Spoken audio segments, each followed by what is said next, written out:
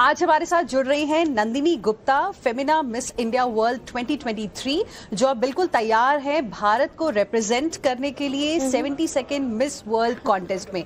नंदिनी, हमसे बात करने के लिए बहुत बहुत शुक्रिया। सबसे पहले तो आप ये बताइए कि कोटा राजस्थान से यहाँ तक का आपका सफर कैसा रहा और किस तरह से आप पहुंची कोटा से लेकर आज ऐसे मुकाम पर कि आप देश को रिप्रेजेंट करने वाली हैं।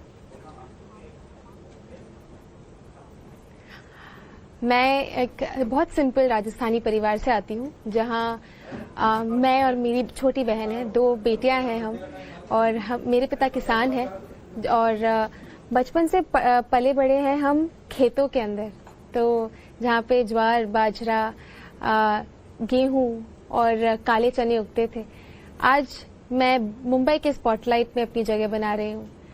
बहुत संघर्षों वाला सफर रहा है। एक छोटे शहर से निकल के एक बड़े शहर में अपनी पहचान बनाने में जो मेहनत लगती है, कभी कभी आपको लगता है कि शायद मैं नहीं कर पाऊंगी, बट हमेशा मेरी मम्मा कहती हैं कि तुम कहाँ से आते हो वो मायने नहीं रखता, बट कहाँ जाना चाहते हो बिल्कुल मायने रखता है। तो मैंने ये नहीं सोचा कि मैं कहाँ से आती हूँ और कहाँ जाना चाहती हूँ, बट मैं कहाँ से आती हूँ उसको साथ लेकर मैं कहाँ अपनी जगह बना सकती हूँ, वो मैंने सीखा है। तो राजस्थान की फसलों से और मुंबई की स्टोरी टेलिंग, जिसको हम कहते हैं माया नगरी में हम जहाँ हैं, मैं अपनी पहचान बना रही हूँ।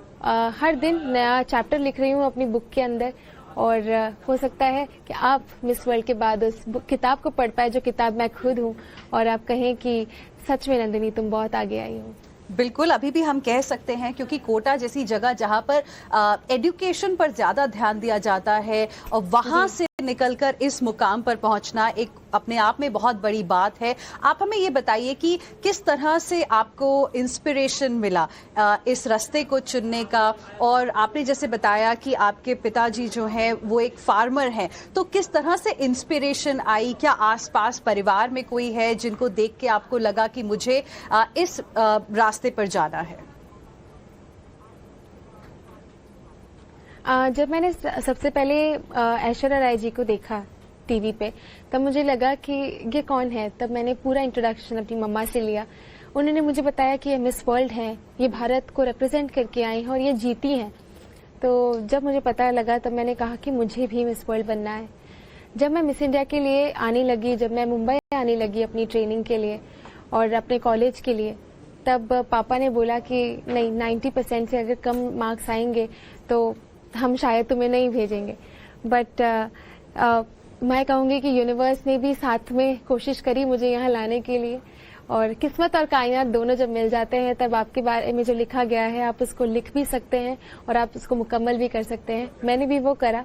मैं और फाइनेंस बैकग्राउंड से आती हूँ, एक परिवार से आती हूँ जहाँ पे बेटियों को अहमियत इतना नहीं देते। उस फैमिली से नहीं आती, मतलब ऐसी सोसाइटी से आती हूँ जब बेटियों को इतनी अहमियत नहीं देते, जब बेटों का होना बहुत मायने रखता है।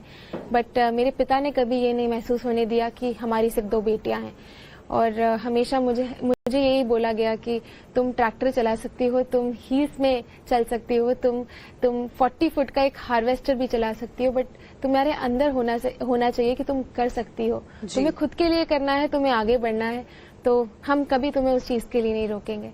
तो आज जब मैं मिस इंडिया का खिताब जीता, तब मेरे पिता ने सबसे पहले, हमारे राजस्थान के अंदर कभी भी पेरेंट्स को हग नहीं करते, हम उनके पैर छूते हैं। तो जब मैं मिस इंडिया जीती, सबसे पहले आके मेरे पिता ने मेरे को अपने गले लगाया।